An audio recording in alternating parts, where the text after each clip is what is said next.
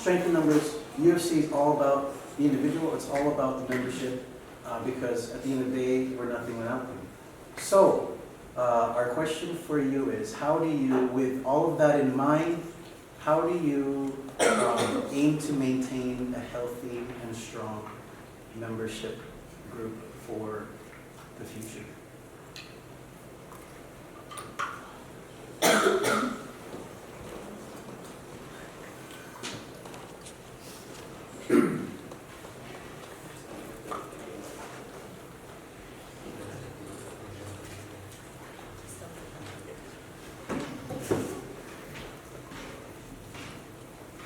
Could you repeat what the last bit?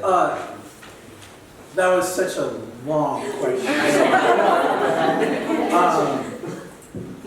In short, the issue is regarding membership and the decline of membership throughout the school year, whether that's regards to your agenda or the club's agenda. The question is, how do you maintain a healthy membership within the club? So I think it might help to think of it in a change aspect. Like, our club is always, our university is averse to change, and social justice is nothing new. It came up 2 years ago. It was introduced pretty heavily when I was in my senior year, and the way it was handled is kind of, the way the initiative was introduced, it didn't sit well with a lot of people in general membership, and that sense of change is what they were pushing against. How are you thinking of overcoming that, or how are you thinking about blending your initiatives into this and making it something more palatable for the rest of the club?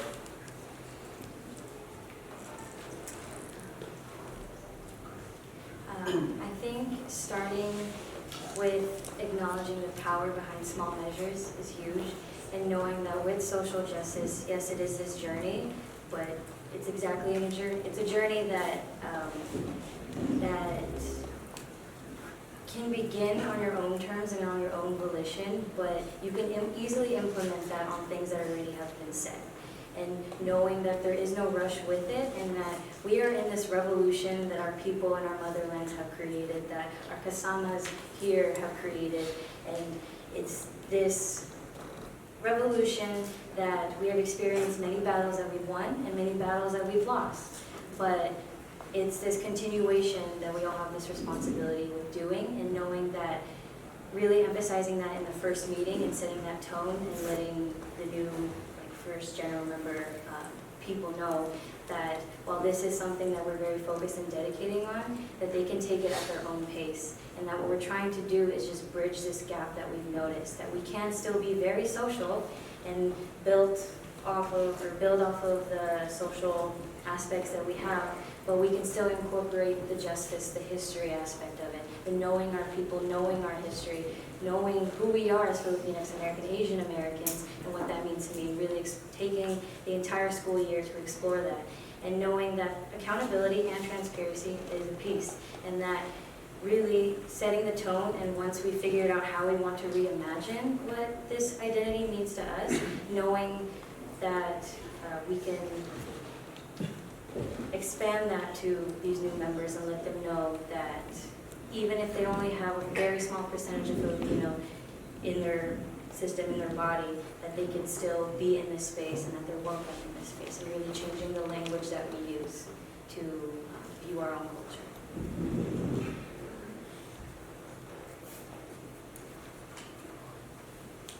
So my experience being on the board for the past 3 years, I could see the new the retention rate of members fluctuate. So sometimes it goes up, sometimes it goes down. So that's something I've been really trying to target for that's something that's been a recurring thing for the past how many boards, and each board was definitely different.